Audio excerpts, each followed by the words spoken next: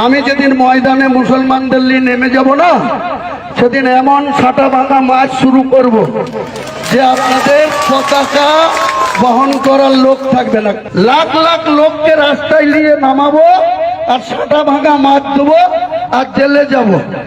এই যে হুমায়ুন কবির একটা জানার আবার নির্বাচিত হয়েছে বিজেপির টাকায়, সে বলছে আমি মুসলমানদের সংগঠিত করে এমন সেটা গরম করে দেব তখন ওরা পথ খুঁজে পাবে না। বুঝুন তাহলে কেন হিন্দুরা এখানে সংখ্যাগরিষ্ঠ। আমাদের ভারতবর্ষ শেখায়নি, ভারতবর্ষ হিন্দুদের না মুসলমানদের, ভারতবর্ষ মানুষের, ভারতবর্ষ খেটে খাওয়া শ্রমজীবী মানুষের। তাহলে রবীন্দ্রনাথ আমাদের শিখিয়েছে ধর্মের মোহে, ধর্মের বেশে মোহ এসে যারে ধরে সে শুধু মারে আর মরে। আমাদের শিখিয়েছে নজরুল ইসলাম, জাতের নামে বজ্জাতি সব চাপ চুয়ারি খেলছো জুয়া। তাহলে সেই রবীন্দ্রনাথ নজরুলের দেশ আমার রাজ্য, সেই মাটিকে সাম্প্রদায়িকতার রক্তে এরা হোলি খেলতে চাইছে। মানুষের যে মৌলিক দাবি শিক্ষা, মানুষের মৌলিক দাবি স্বাস্থ্য, মানুষের মৌলিক দাবি বাসস্থান, মানুষের মৌলিক দাবি কর্মসংস্থান। প্রথম কথা, বাজারে ভ্যানিশিং পাউডার দেখা যাচ্ছে, দেখা যাচ্ছে কিনা? আরে দেখেছেন? আর দেখেছেন বলেই এই দেখেছেন আঙ্গুলের কালি এখনো রয়েছে, আপনারা খুঁজে দেখুন। কিন্তু যে দল খুব লাটমালাপি করছিল সেই দলটাই ভোটের কালি ওঠার আগে দলই উঠে গেল, গেছে কি না? আর এই যারা এই দল নিয়ে আমাদের উপরে, অর্থাৎ সাধারণ খেটে খাওয়া শ্রমজীবী মানুষের উপরে, গরিব ক্ষেতমজুরদের উপরে, অর্থাৎ গরিব মেরে যারা কাছারি গরম করত, সেই কাছারি গরম করার নেতাদের একটার পর একটা কাছা খোলা শুরু হয়েছে, দেখেছেন তো? এখন যা যা খুলেছে ভালো, আমরা তো দেখছি যে কারো গামছা খুলে যাচ্ছে, কারো প্যান্ট খুলে যাচ্ছে। আর এই মিডিয়া, সোশ্যাল মিডিয়ার দৌলতে গোটা ভারতবর্ষ নয় গোটা দুনিয়ার মানুষ দেখছে যে তৃণমূল নামক যে দলটা, সেই দলের নেতা কর্মীদের কি পরিণতি হয়েছে। আমরা বারে বারে বলেছিলাম যে দেখুন এই দলটা আরএসএস এর অঙ্কুরে তৈরি হয়েছে, আরএসএস এর লেবার রুম থেকে এটা তৈরি হয়েছে। আরএসএস 1925 সালে যা ভারতবর্ষে তৈরি হয়েছিল একটা সাম্প্রদায়িক মতাদর্শকে হাতিয়ার করে। যারা ভারতবর্ষের পতাকা তারা মানে না, ভারতবর্ষের সংবিধানকে তারা মানে না, ভারতবর্ষের জাতীয় সঙ্গীত তাকে তারা মানে না, ভারতবর্ষের নয় গোটা দুনিয়ার বন্দিত কবি বিশ্বগুরু রবীন্দ্রনাথকে এরা মানে না, সাম্প্রদায়িক সম্প্রীতির কবি বিদ্রোহী কবি নজরুল ইসলামকে এরা মানে না। তাহলে এরা কি মানে? এরা মানে মনুবাদ। যে মনুবাদ শেখায় মেয়েরা হচ্ছে নরকের কীট, যে মনুবাদ শেখায় মেয়েরা হচ্ছে শুধু সন্তান উৎপাদনের যন্ত্র, যে মনুবাদ শেখায় মেয়েরা শুধু পুরুষদের ভোগ করার বস্তু, এর নাম হচ্ছে মনুবাদ। সেই মনুবাদকে হাতিয়ার করে এই ভারতবর্ষের সমাজ সংস্কৃতিকে যারা মধ্যযুগে ফিরিয়ে নিয়ে যেতে চায় তাদের নাম আরএসএস। তাহলে আরএসএস সরাসরি রাজনীতিতে আসতে পারে না কেন? আপনারা জানেন অনেকে, এবং চর্চা হওয়া উচিত, যে ভারতবর্ষের জাতির জনক মহাত্মা গান্ধী তাকে খুন করেছিল একজন আরএসএস এর সৈনিক নাথুরাম গডসে। সেই নাথুরাম গডসেকে যখন হত্যা করা হচ্ছে, আমাদের ভারতবর্ষের স্বরাষ্ট্রমন্ত্রী ছিলেন সর্দার বল্লভভাই প্যাটেল, সেখানে অভিযোগ করলো ভারতবর্ষের আম জনতা, স্বাধীনতা সংগ্রামী থেকে শুরু করে সমস্ত বর্ণ ধর্মের মানুষ, এবং সেই সময় ভারতবর্ষে আরএসএস কে ব্যান করে দেওয়া হয়েছিল, বাতিল করে দেওয়া হয়েছিল, নিষেধাজ্ঞা জারি করা হয়েছিল। এবং সেই কারণে রাস্তাটা একটু আমাদের নেত্রী আসেন, একটু আসার জন্য সাহায্য করুন। কমরেড মীনাক্ষী মুখার্জি লাল সালাম, কমরেড মীনাক্ষী জানাই লাল সালাম, কমরেড মীনাক্ষী মুখার্জি স্বাগতম, কমরেড মীনাক্ষী মুখার্জি লাল সালাম, ইনকলাব জিন্দাবাদ। আচ্ছা ঠিক আছে, উনি আসছেন, আপনার একটু আসতে সুবিধা করে দেন। তাহলে যে কথা বলছিলাম, সেই আরএসএস কে নিষেধ করে দিয়েছিল, নিষিদ্ধ করে দিয়েছিল ভারতবর্ষের মাটিতে।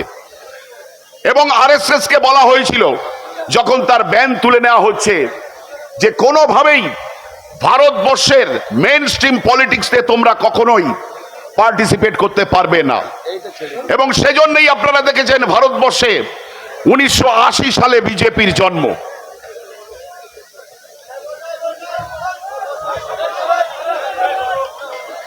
সেই বিজেপি আরএসএস এর যে হিন্দুত্বের এজেন্ডাকে তারা কার্যকরী করতে চাইছে। ভারতবর্ষ আপনারা জানেন বিভিন্ন জাতি ধর্ম বর্ণের দেশ, আমার দেশ, দেশ ও মাতৃকা। আমাদের এই দেশ স্বাধীন করার জন্য হিন্দু, বৌদ্ধ, খ্রিস্টান, মুসলমান সব অংশের স্বাধীনতা সংগ্রামী তারা তাদের বুকের রক্ত ঢেলে দিয়েছিল। এবং এখনো যদি আমরা কেউ দিল্লি গেটে, ইন্ডিয়া গেটে যাই, দিল্লিতে সেই ইন্ডিয়া গেটে দেখবেন স্বর্ণখচিত অক্ষরে লেখা আছে সেই সব বীর শহীদদের নাম। আমরা স্বাধীনতা সংগ্রামীদের কত নাম বলতে পারি আপনারা বলুন। আর আজকে কোন হরিদাস পাল, দুদিনকা যোগী, দিলীপ ঘোষ, কত বছর বয়স হলে ওর ম্যাচিওর হবে আমরা জানি না, সে এখন শেখাচ্ছে যে রেড রোড তা হচ্ছে ব্যারিকেড করে সেখানে যোগা হবে, নামাজ হবে কেন? ওরা কোন হরিদাস পাল? আমরা বলতে চাই এরাই আসল এই জমির মালিক, এরা এই জমির মালিক। সেই জন্যেই এরা ভারতবর্ষের মুসলমানরা দেশ ও মাতৃকাকে শৃঙ্খল মুক্ত করার জন্যে, সাম্রাজ্যবাদী শক্তির হাত থেকে মুক্ত করার জন্যে এদেরও অবদান কম নয়। এবং ওই অংশের সমস্ত সম্পত্তি হচ্ছে ওয়াকফ প্রপার্টি, আপনারা এটা বুঝে নেন। আর তারপরে এখন হরিদাস পাল, ওই ঘোষ, দিলীপ ঘোষ, সে এখন আমাদের শেখাচ্ছে। আপনাদের বুঝে নিতে হবে যে এরা সাম্প্রদায়িকতার জিগির তুলছে। অর্থাৎ এরা যে সরকারে এসেছে, সরকারে আসার আপনারা দেখেছেন অনেক জায়গাতে আমরা দেখেছি যে সেখানে বিজেপির কোনো এজেন্ট ছিল না, সেখানে বিজেপির কোনো প্রচার ছিল না, কিন্তু তারপরেও সেখানে বিজেপি ভোট পেয়েছে। তার কারণ এক এবং অদ্বিতীয় হচ্ছে মমতা ব্যানার্জি। মমতা ব্যানার্জি 1998 সালের থেকে যখন জন্মালো দেশ আমাদের রাজ্যে, 2011-তে ক্ষমতায় আসার পর আমরা কি দেখলাম? 2011-তে ক্ষমতায় আসার পর মমতা ব্যানার্জি যত বেশি মাথায় ঘোমটা টেনেছে তত বেশি হিন্দু মানুষগুলো সংগঠিত হয়েছে। আমরা দেখেছি এই থানার নেতৃত্বে ইফতার পার্টি হয়েছে। আমরা প্রমাদ গুনেছিলাম সে সময় যে একজন রাষ্ট্রনায়ক সে যদি বিশেষ ধর্মকে বেশি করে স্পন্সরশিপ দেয় তাহলে অন্য ধর্মের মানুষ তারা কিন্তু এইটাকে ভালো চোখে দেখে না। এবং আমরা দেখলাম দিনের পর দিন এরা ইফতার পার্টিতে গেল, তৃণমূল কংগ্রেস যা লোটার লুটলো। আর এই যে রেড রোডে নামাজ ময়দানে, নামাজের জামাতে মমতা ব্যানার্জি গিয়ে সেখানে বক্তৃতা করতে শুরু করলেন। আমরা যারা ইসলাম ধর্মাবলম্বী মানুষ, আমাদের ধর্মের কিছু কুলাঙ্গার, আমি কুলাঙ্গার শব্দটাই ব্যবহার করছি, উপযুক্ত কিনা আপনারা বলবেন। এই যে বরকতি, এই যে তহ সিদ্দিকী, সিদ্দিকুল্লাহর মতন লোকেরা মুসলমানদের স্বঘোষিত নেতা মনে করে তারা ঠিকা নিয়ে বলতে শুরু করলো মমতাই হচ্ছে একমাত্র মুসলমানদের ত্রাতা। এবং সেজন্যই আপনারা দেখেছেন কোন ইফতার পার্টিতে আরে মুসলমানরা তারা অংশগ্রহণ করে, ইফতার সারা দিন আন্ডি গুন্ডি পিণ্ডে খেয়ে তারপরে যারা সারাদিন অভুক্ত থেকে সত্যি সত্যি রোজা করলো তাদের ওখানে গিয়ে কোন রকম অজু নয়, অর্থাৎ পাক পবিত্র না হয়ে সেখানে গিয়ে বসে পড়ছে। আর আমার ঈদের জামাতে কখনোই আমরা যারা এখানে ইসলাম ধর্মাবলম্বী মানুষ আছি, সেই ঈদের জামাতে কখনো কোনো মহিলা গিয়ে সেখানে বক্তৃতা করতে পারে না। কিন্তু আমাদের এই বরকতিরা, এই মুসলমানদের সংগঠিত নেতা, তারা তাদের লাইন করে দিয়েছিল এবং নিজেদের স্বার্থে সরকারি সুবিধা আদায় করার জন্য আজকে আপনারা দেখতে পাচ্ছেন যত মমতা কাপড় মাথায় দিয়ে হিজাব টেনেছে তত হিন্দুরা সংগঠিত হয়েছে। ওয়াকফ বিল যখন আনছে, আন্দোলনের নামে যখন আক্রমণ হচ্ছে, ওই মুর্শিদাবাদের মাটিতে সিদ্দিকুল্লাহ গিয়ে যখন দাঙ্গার পরিবেশ তৈরি করছে, আপনারা কি দেখেছেন? অনেক হিন্দু সম্প্রদায়ের মানুষ তারা আক্রান্ত হয়েছে। বাস্তব এটা। নদী পার হয়ে এ জেলার মানুষ অন্য জেলাতে গিয়ে আশ্রয় নিচ্ছে, সরকারি প্রশাসন তারা অসহায় ভূমিকা পালন করছে, সেখানে মানুষ আরো সংগঠিত হয়েছে। এই যে হুমায়ুন কবির, একটা জানোয়ার আবার নির্বাচিত হয়েছে বিজেপির টাকায়, সে বলছে আমি মুসলমানদের সংগঠিত করে এমন সেটা গরম করে দেব তখন ওরা পথ খুঁজে পাবে না। বুঝুন তাহলে কেন হিন্দুরা এখানে সংখ্যাগরিষ্ঠ। আমাদের ভারতবর্ষ শেখায়নি, ভারতবর্ষ হিন্দুদের না মুসলমানদের, ভারতবর্ষ মানুষের, ভারতবর্ষ খেটে খাওয়া শ্রমজীবী মানুষের। তাহলে রবীন্দ্রনাথ আমাদের শিখিয়েছে ধর্মের মোহে, ধর্মের বেশে মোহ এসে যারে ধরে সে শুধু মারে আর মরে। আমাদের শিখিয়েছে নজরুল ইসলাম, জাতের নামে বজ্জাতি সব জাত জুয়ারি খেলছো জুয়া। তাহলে সেই রবীন্দ্রনাথ নজরুলের দেশ আমার রাজ্য, সেই মাটিকে সাম্প্রদায়িকতার রক্তে এরা হোলি খেলতে চাইছে। মানুষের যে মৌলিক দাবি শিক্ষা, মানুষের মৌলিক দাবি স্বাস্থ্য, মানুষের মৌলিক দাবি বাসস্থান, মানুষের মৌলিক দাবি কর্মসংস্থান, কৃষকের ফসলের ন্যায্য মূল্য, প্রতিদিন দ্রব্য মূল্য বাড়ছে। যেভাবে ওষুধ এই স্মার্ট মিটার বসাবে, এই স্মার্ট মিটারে 3 গুণ বেশি দাম দিয়ে আপনাকে বিদ্যুৎ কিনতে হবে। এরা বলেছিল না, এরা বলেছিল ওই যে ওদের যে সংকল্প পত্র প্রকাশ করেছিল, সেই সংকল্প পত্রে কি বলেছিল? আমরা ভোটে জিতলেই গ্যাস হবে 450। কত হয়েছে গ্যাস? কি কত হয়েছে বুঝে নেন। তাহলে ও একটা ক্লাস 1 ফেরেববাজ, যাকে ক্যামেরার সামনে টাকা নিতে দেখা গিয়েছিল সেও সমান অপরাধী দুর্নীতিবাজ। এরা বলেছিল এরা 3300 টাকা কুইন্টালে কৃষকের কাছ থেকে সরাসরি ধান কিনবে। কোথায় বাজেট হলো? তো কোথায় তার পরিকল্পনা? এরা বলেছিল নতুন বেকার ছেলেদের কর্মসংস্থান হবে, বাজেটে কোথায় তার পরিকল্পনা? আমাদের কেন্দ্রীয় কমিটির নেত্রী কমরেড মীনাক্ষী মুখার্জি, ওকে আপনারা চেনেন, চিনি কোথা থেকে? লড়াইয়ের ময়দান থেকে, মার খেতে খেতে, রক্তাক্ত হতে তো, অত্যাচারিত হতে হতে মীনাক্ষী মুখার্জির জন্ম হয়েছে। এরকম আরো অত্যাচার আমাদের উপরে কিন্তু সংগঠিত হবে, আমাদের প্রস্তুত থাকতে হবে। আমাদের এলাকার মানুষ অনেক অত্যাচারের সাক্ষী আমরা বহন করছি। জোয়ারিয়ার বিল, সেই বিল লুট হয়েছে। প্রজাই সত্য বিল, বর্গাদার, পাট্টাদার, দখলদার, আমাদের এরিয়া কমিটির সদস্য কমরেড শরীফুল, তার দোকান নিমেষে বেদখল হয়ে গেল। এখানে আপনারা দেখেছেন করোনার মতো অতিমারি যখন চলছে তখন সিপিএম করার অপরাধে রেশনের মাল তুমি পাবে না, রেশন কার্ড কেড়ে নিয়েছে এখানকার জল্লাদ তৃণমূলের নেতারা। তাদেরকে চিনতে হবে এবং প্রকৃত জবাব দিয়ে দিতে হবে।